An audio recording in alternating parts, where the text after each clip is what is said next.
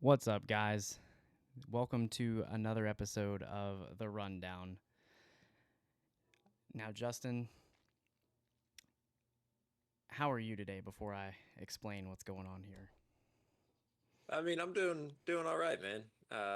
Ran like 4.25 miles today, and just been chilling. Not a whole lot went on this last week, but should still be some fun stuff to talk about, especially our first topic. Well, you see, our first topic is exactly why I'm wearing these. You trying to block out your face Yeah. So for those yeah. of you who are listening to the pod, if you're not watching, I've got some of those sunglasses on that like cover 3/4 of your face. The reason is Jack Golke shot 10 of 20 from three, and Oakland upset Kentucky in the first round of the NCAA men's tournament, 80-76. I'm also wearing these sunglasses because I feel like they're a good athletic, like they make me look like athletic, like a coach kind of would. Because at this point, I'm confident that I could coach Kentucky to the success that they're having right now. Just to get into it, Antonio Reeves, he was 27 3-1, so he had a good game. That is the end of the story for good games for Kentucky that game. As Reed Shepard, the hero himself, had 3 points, 0 rebounds, and 4 assists. And Rob Dillingham was 10 6 and 3. Jack Golke, every single Well, one of you his did shots, mention. Oh, sorry. Jack Golke, every single one of his shots looked like that garbage that Nikola Jokic was putting up in the Western Conference Finals, where LeBron and Anthony Davis would play 23.9 seconds of lockdown defense, and then he would just over his head, two hand shot it, and it would go in from 40 feet out. And yet he was on fire. Justin, I know you've got some stuff to say. So why don't you say what you've got to say, and then I'll give you my thoughts. Yeah, I just want to, you mentioned like you could go coach better. But speaking of coaching, should we not be talking about Coach Calipari right now? Should we not be talking about his job security? I do want you to keep in mind that it would require a $33 million buyout because he does have a lifetime contract for the university. But they have won one SEC tournament game in 4 years. They have not made a Final Four since 2015, and two of the last 3 years have been knocked out of the first round by a double digit seed. 2016, they lost in the second round. 17, Elite Eight. 18, got to the Sweet 16. 19, Elite Eight. 2020, COVID. 2021, they didn't make it. 2022, the infamous loss to St. Peter's. Last year, they lost to Kansas State in the second round. This year, Oakland. All of that have not had an inkling of success in almost a decade. Is it time for John Calipari to go?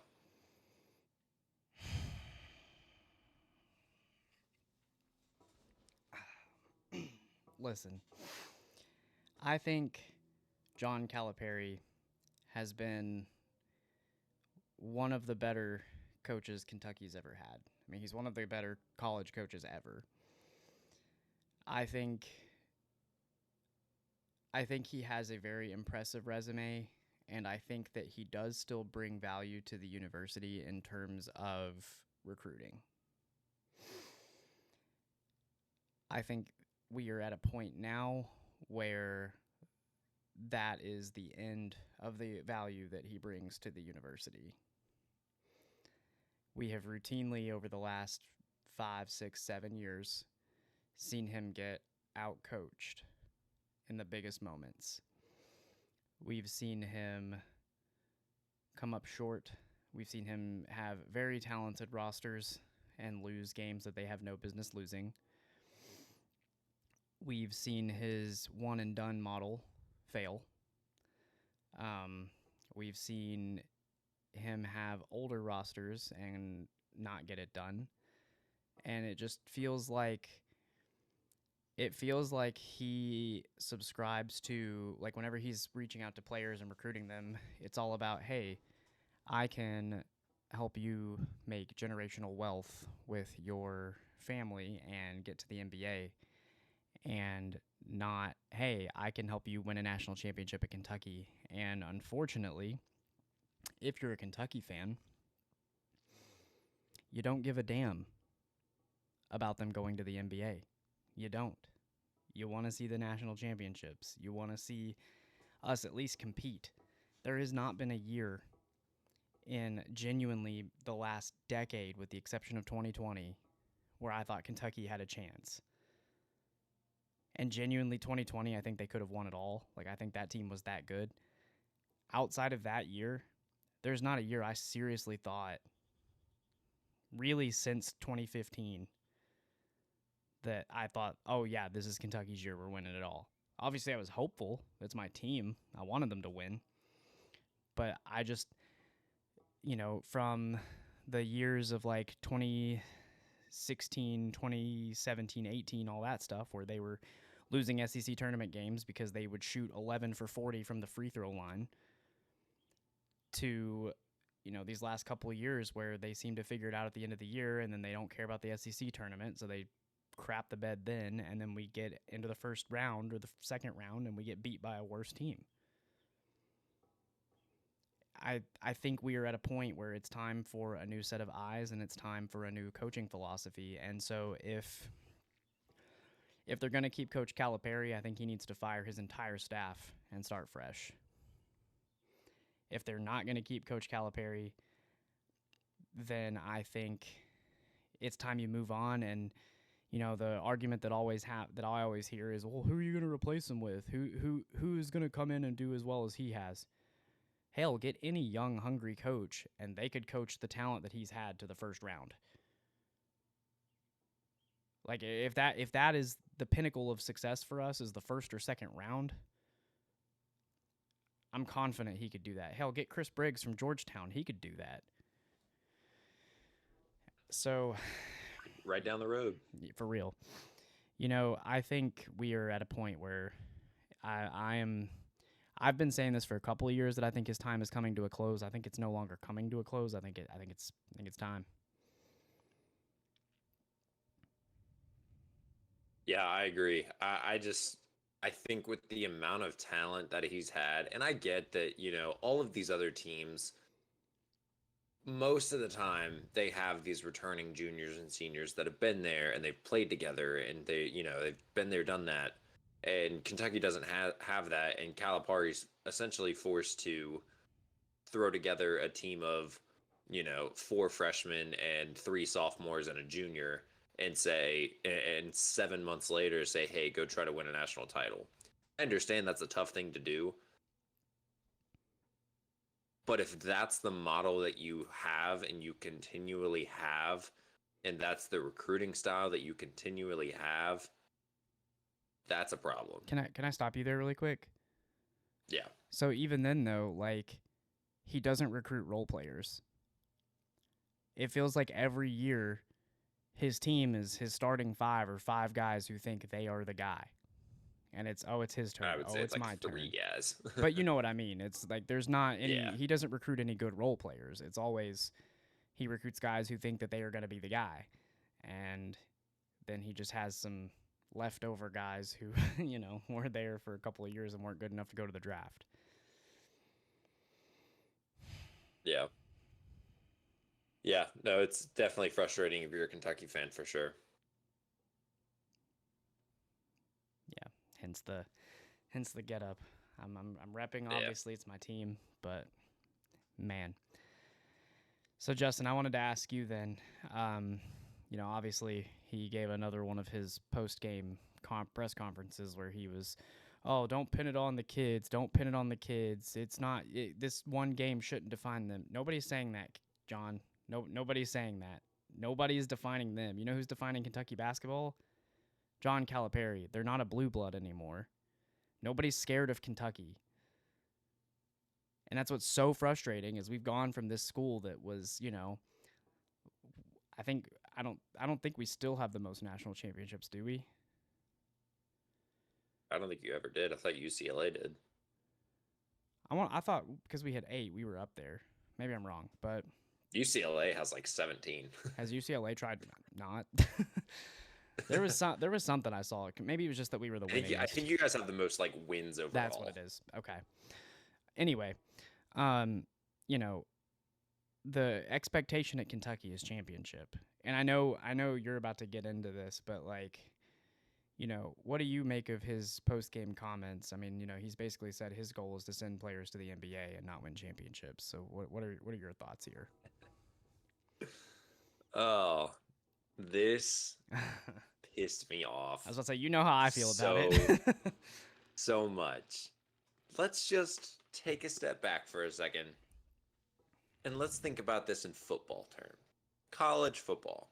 If Ryan Day, the Ohio State football coach, if Nick Saban, the former Alabama coach, Kirby Smart, the Georgia coach, if they were to say to their fan base after losing, essentially, if we were relating this, this would essentially be like Ohio State going like, I don't know, 10-3 and missing out on the playoffs in the 4-team playoff, right?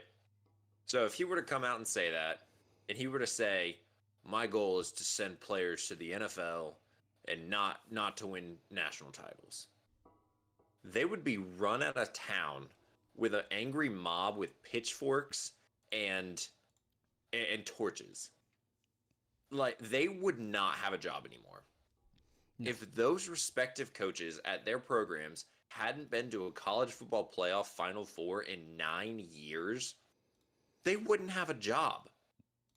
And, like, you think about, okay, well, like, oh, well, Purdue lost to Fairleigh Dickinson. Isn't that a big deal? No. Because Kentucky is a blue blood. At least they were. They're one of those colleges, there's one of those universities that you expect to win national titles. The expectation at Purdue is like, if you make it to the Final Four, that's awesome. It's not to win national titles. Not every year. Every year at Kentucky, your expectation is to win a title. Just like every year at Alabama or Georgia or Ohio State in football. Their goal is to win a national title. The expectation is a national title. And I understand like Ohio State hasn't won since 2014, but they've at least been close. They've at least gotten to a handful of Final Fours, a handful of championship appearances. Like, they've been on the doorstep. They've been on the doorstep. Kentucky's about 5 blocks down. Yeah, it is. It is exactly a decade. Not even within shouting distance. It is exactly a decade since our last national title appearance. Yeah. like I said, have not been close. So for him to make these comments just frustrates me. Like, because if I'm a fan of this team, and I'm not saying I'm a huge fan of UK, I do like to follow them just because I went to school 15 minutes from them. So, like, I do like to pay attention, but this is like infuriating to hear as, someone that follows the team. Yeah, no, I have a baby picture in a UK onesie. Like, one of my first toys was a little... Yeah, I'm like the same way with Ohio State. One of my first toys was like a little soft, like, UK basketball toy that, like, if you squeezed it, it would play the fight song. So, like, been a UK fan for quite a while. And, yeah, no, it's not great. Like, I'm at the point where... I mean, I told you that if John Calipari still had a job come Monday that I would not watch them. It is going to take monumental change for me to buy back into this team because as of right now, it's kind of like I'm almost feeling the same way about the basketball team that I do the football team. And just knowing what Kentucky is and their history, you're looking at that and you're just like, yeesh. Like, if I feel the same way about the basketball team that I do the football team,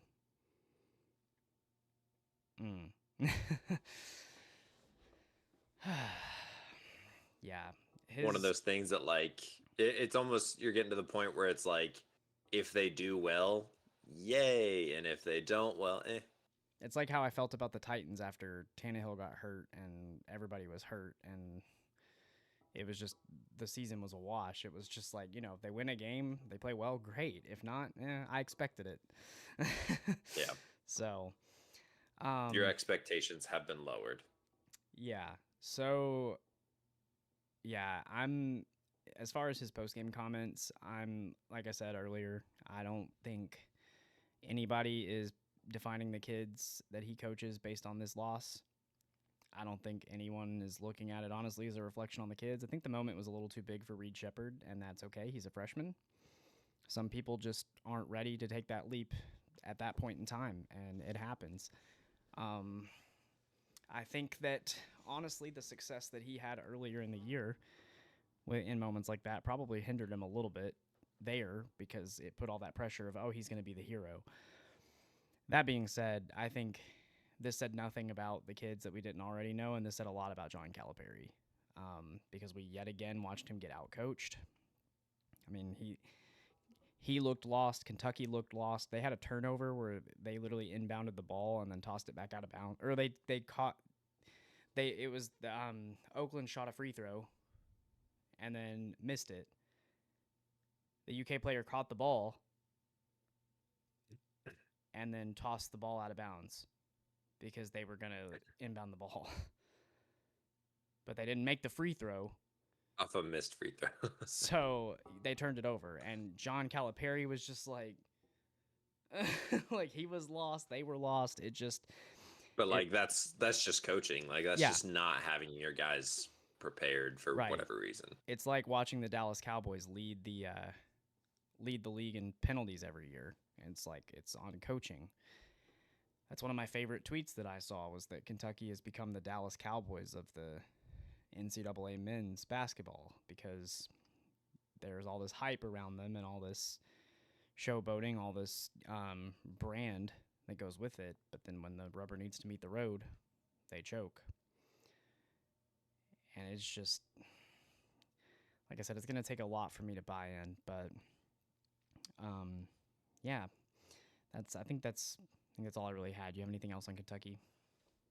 No, I think we spent a good like 15 minutes just talking about that. So I'm good. Yeah, me too. All right. Well, um, I do have.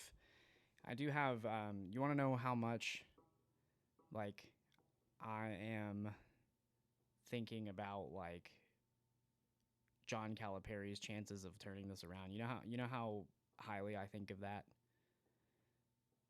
You don't. Yeah, I don't. It's just, gosh. All right. Well, our Sweet 16 matchups have been finalized.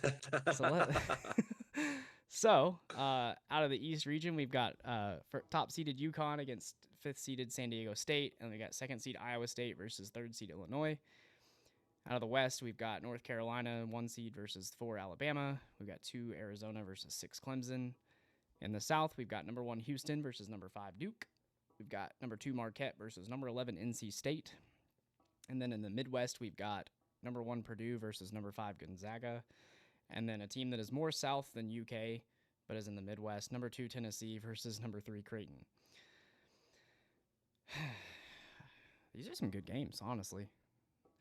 Yeah. I think there's only, even though I was going to say there's only one that I'm like, that'll be that won't be that good. But honestly, I could see NC State upsetting Marquette. I mean, WKU looked like they were going to do it for 3/4 of that game.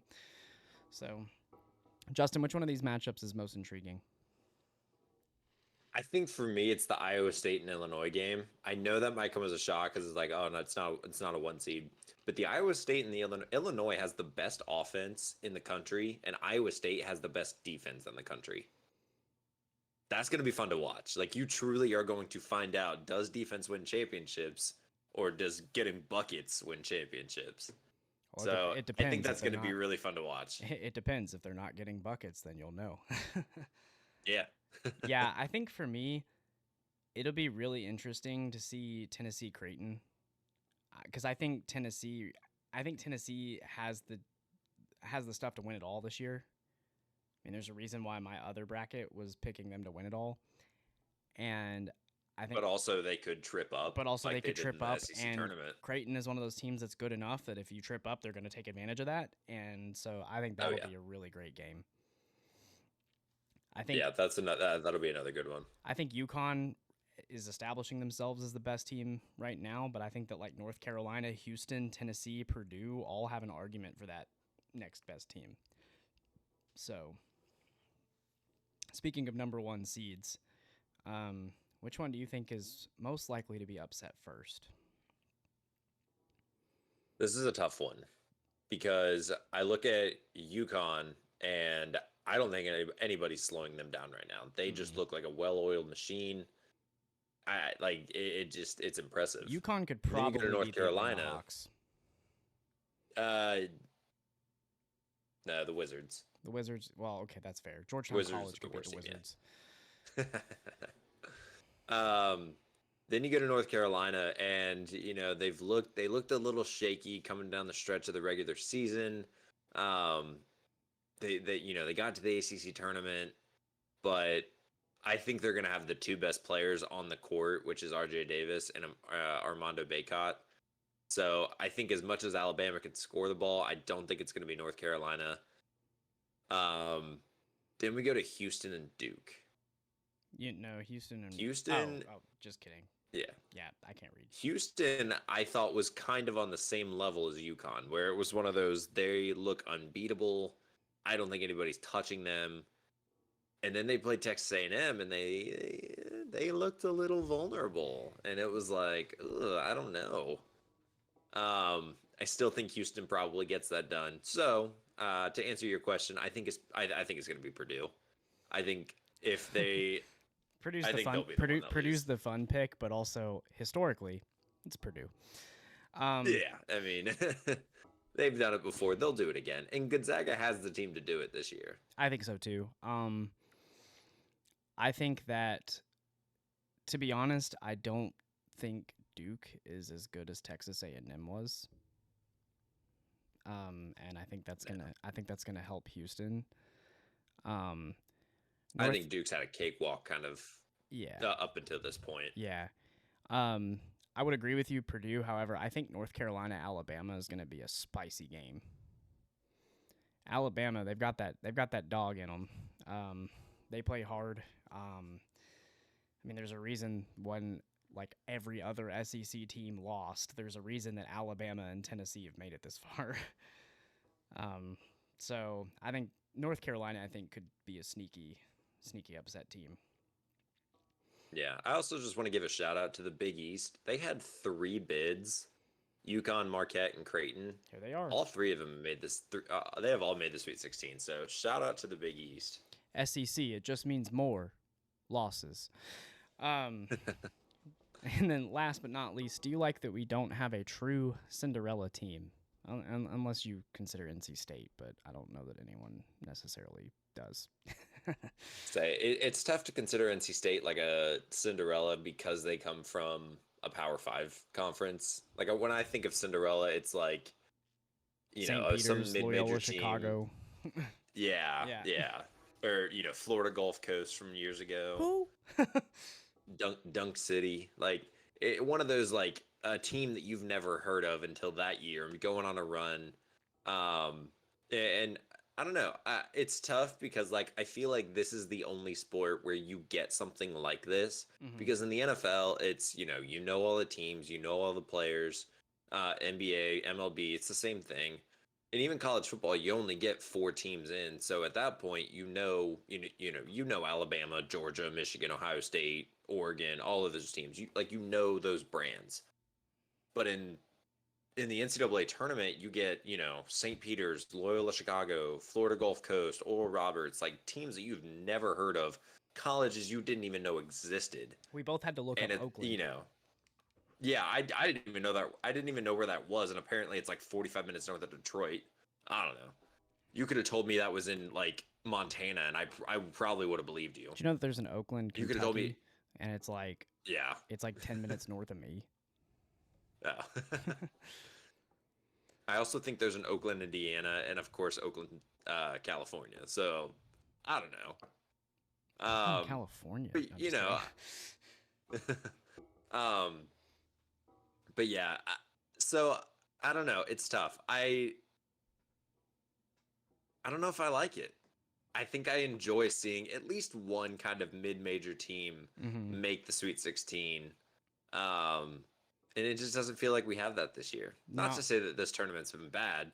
And I think in the end, it's going to make for a better product because you're going to be getting 8 games in the Sweet 16 of they're all going to be fantastic games. You're not going instead to of get a Sweet 16 where, a team wins by 32 yeah, because it's, instead of it St.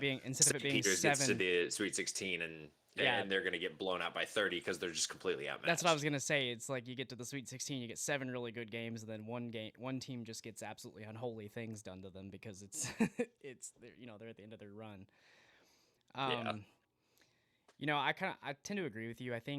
Um, I think it is kind of sad not seeing that, but at the same time, like you said, we're getting a better product, and I will say shout out to all the teams that could have been Cinderellas this year because they honestly James Madison, Grand Canyon. Grand Canyon, like they had some really great first round matchups, some great wins, and even in their loss, well, okay, take a couple of them out, but even in some of the losses, WKU, Like Oakland took NC State to overtime. yeah, They had a and chance to beat them. Western Kentucky, who it was their first freaking tournament appearance in a decade, like, obviously the final score makes it look like they got blown out.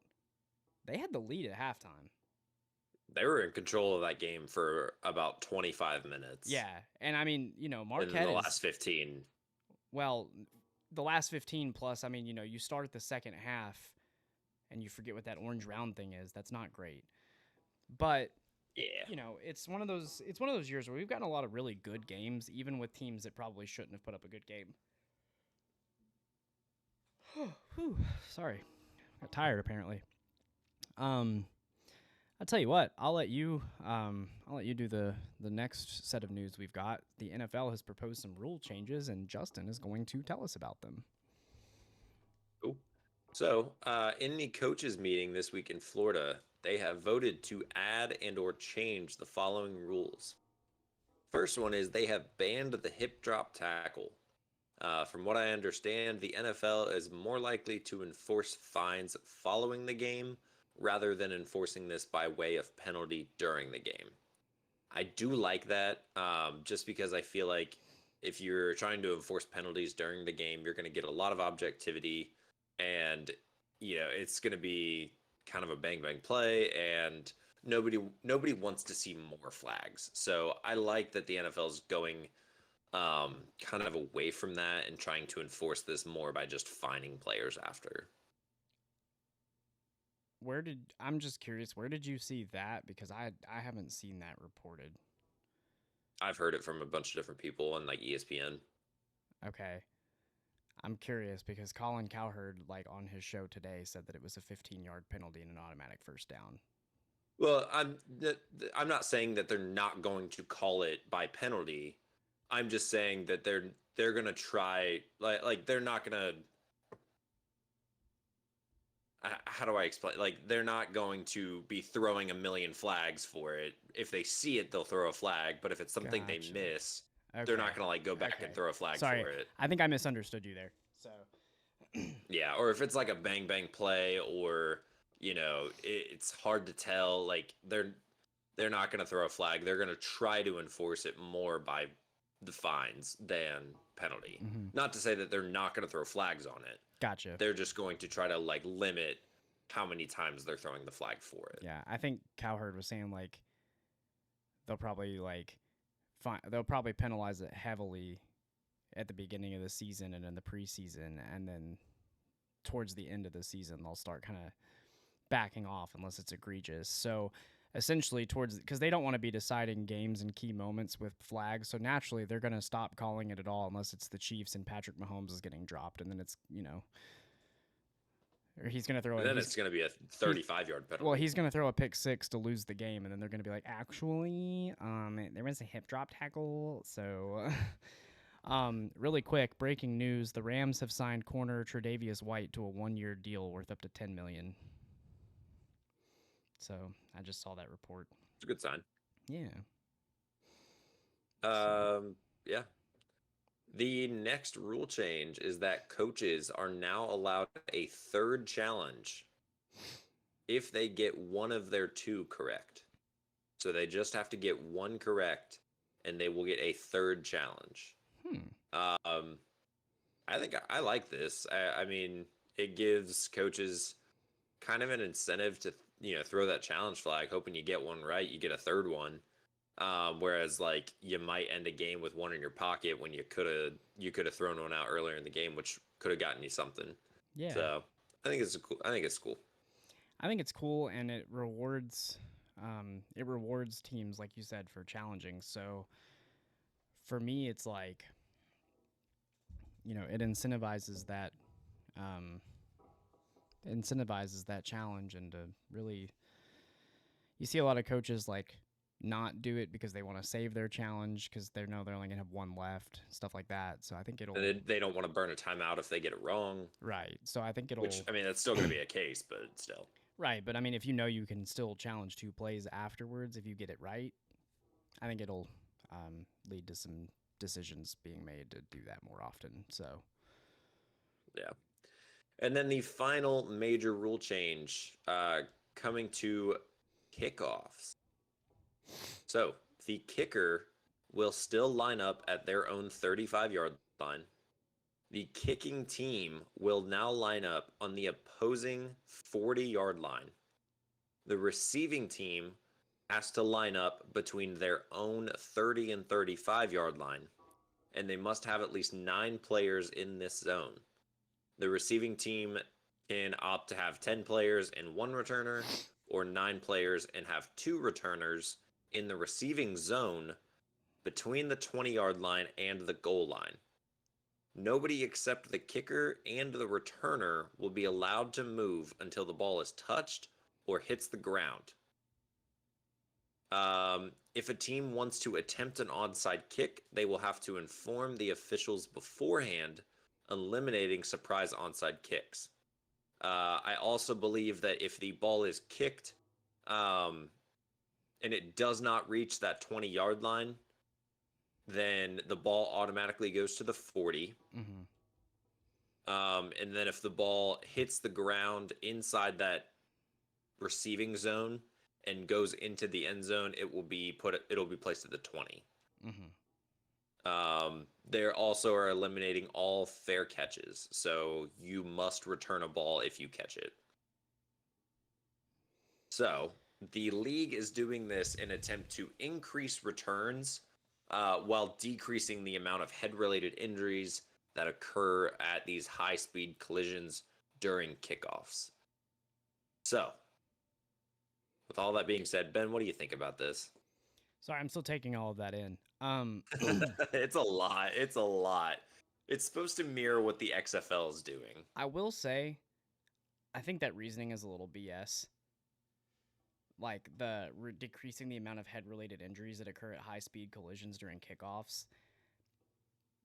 95% of the kickoffs go out the back of the end zone.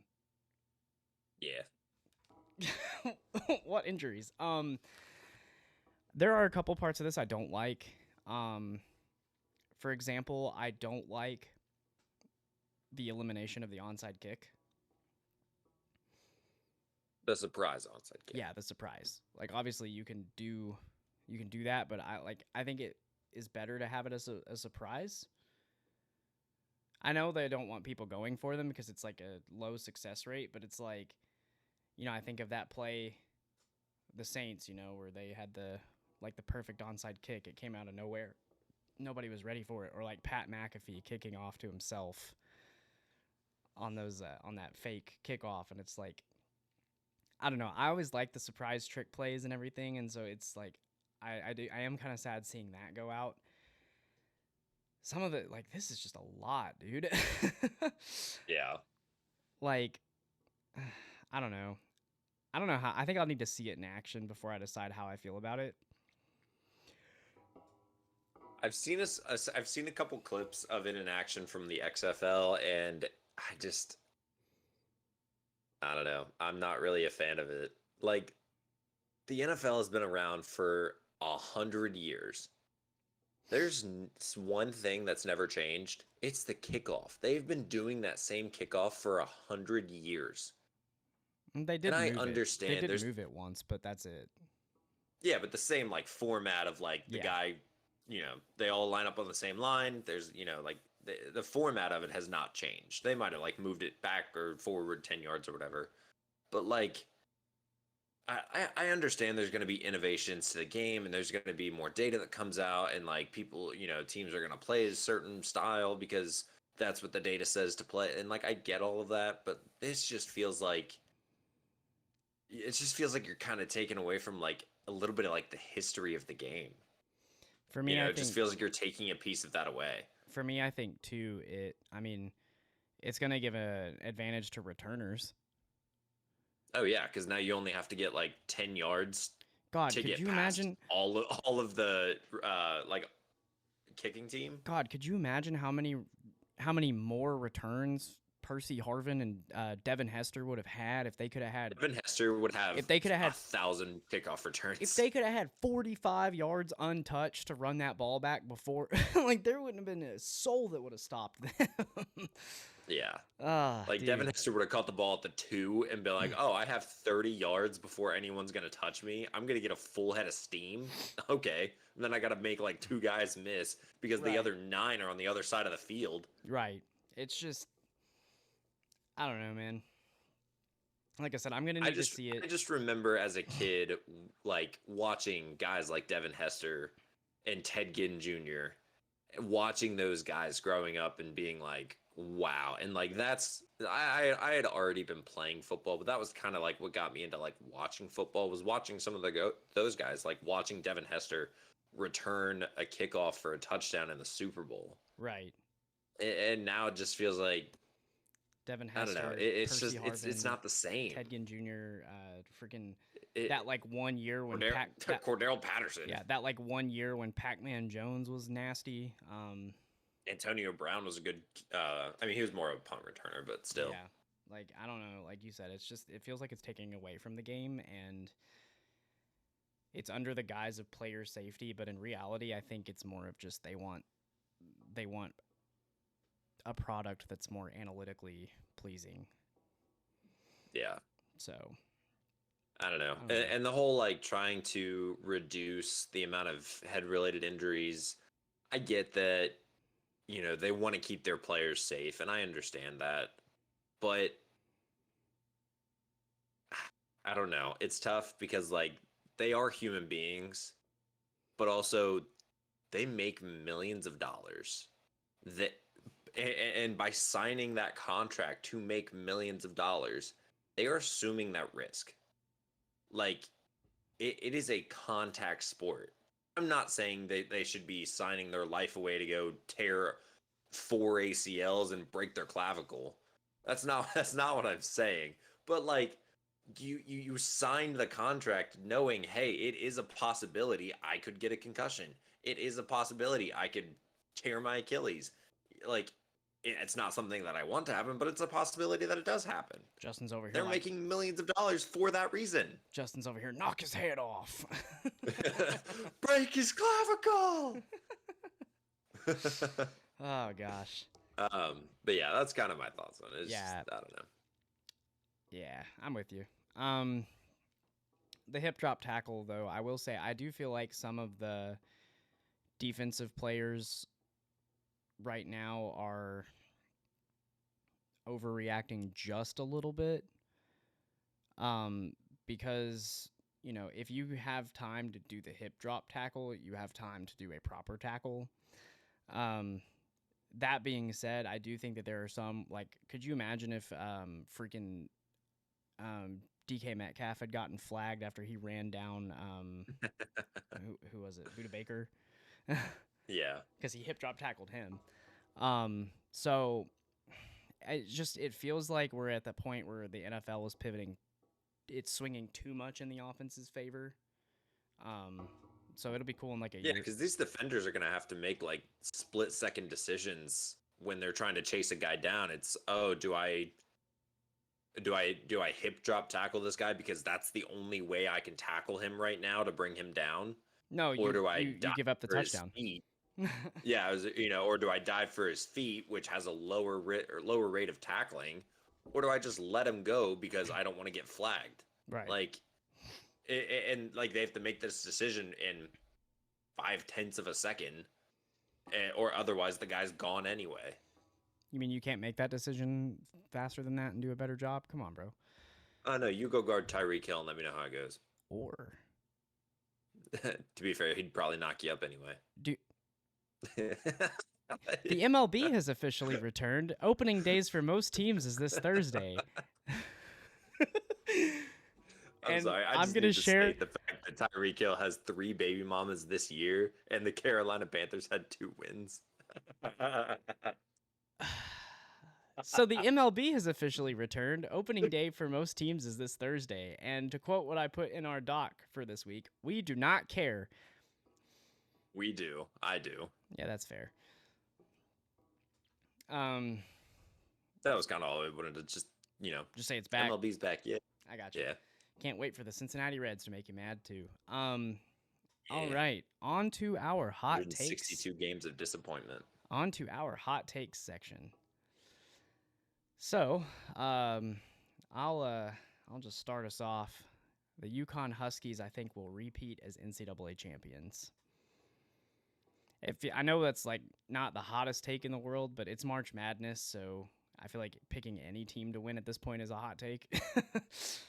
So, True. All right, give us your first one. My first hot take is that the Chicago Bears will finish second in the NFC North. You heard it. You heard it here. You heard it here first, folks. Either Jordan Love or Jared Goff are going to die this year, apparently. Whoa, I didn't say that.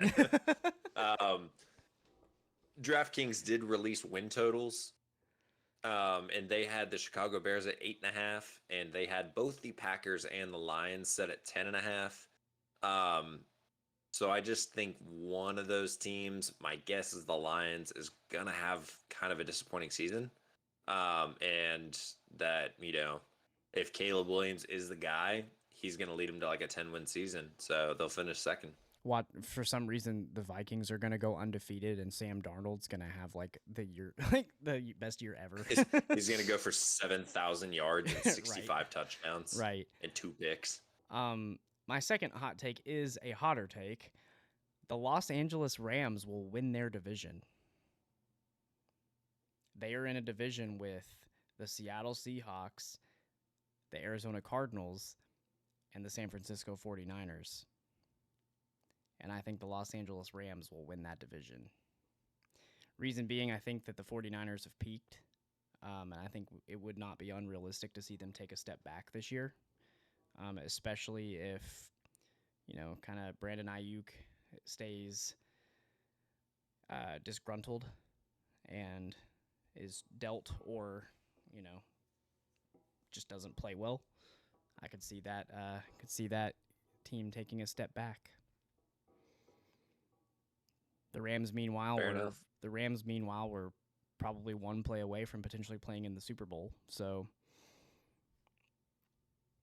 and they have a first-round draft pick this year, which they haven't had in like 7 years. I was gonna say, which is breaking news for the Rams. And my second hot take is that the Cincinnati Reds will make the playoffs in 2024. Playoffs. They have not made the playoffs since I believe the 2020 shortened season for COVID. And let's be honest, they only made the playoffs that year because the season was shortened. They didn't have enough time to blow it yet. And they also expanded the playoffs. Right. They expanded it to 8 teams, but then they subsequently got swept by the Braves, and they got outscored because it was a 3-game series. They got outscored like 2-0 between both games combined.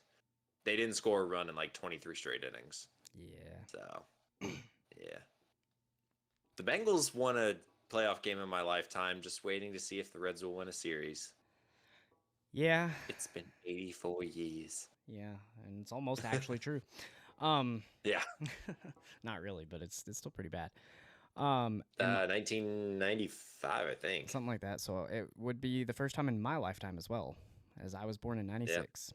So my final hot take is in the doc as a smiley face. Yep. John This is Calipari. just gonna piss me off, isn't it? No, it's not. John Calipari Okay. will be the Kentucky Wildcats head coach next year. Oh, you lied. That pissed me off. I just Mitch Barnhart is just too comfortable. Like, you know, like just for this exact same reason, I don't think Mark Stoops' job is in any kind of jeopardy. I don't think John Calipari's job is in any kind of jeopardy, and I think there's still too many old head fans that think John Calipari is the best that Kentucky will ever get. So, despite the fact that I think it is time, I don't think it's going to happen. I'll believe it when I see it. All right. Well, I think that's it. Yeah, we had a shorter episode for y'all this week, but as we kind of said a couple weeks ago, things are kind of winding down a bit for obviously things have winded down for the NFL. March Madness is kind of the most exciting 2 weeks of college basketball, and then that's like 3-4 weeks, but still, and then we still got a little while before NBA playoffs, so. They start in like 2 weeks, 3 weeks, something like that. So a little bit of time, but not too far away. But it's kind of that lull before they pick up. Yeah, it's like a lot of the team, like the Celtics have already clinched the 1 seed. You got a couple teams like the Celtics have such a big lead. They've clinched the 1 seed next year too. They are like 10.5. Can you imagine if they just start next season like 14-0? Right. They are literally like 10.5 games above Milwaukee, who is second. Yeah. Like it's disgusting. Yeah. Yeah. They're so far ahead that they're leading the West as well. I mean, yeah. Yeah, but they're gonna get the 1 seed in both conferences. For real. Yeah. But all right. Well, that's all we've got for the day. So be sure to like and subscribe to the podcast on YouTube and Instagram and TikTok at the Rundown Sports Pod. And make sure that you follow the podcast wherever you get your podcasts so that you do not miss an upload. As always, we really appreciate you guys, and we'll see you next time. Have a nice day.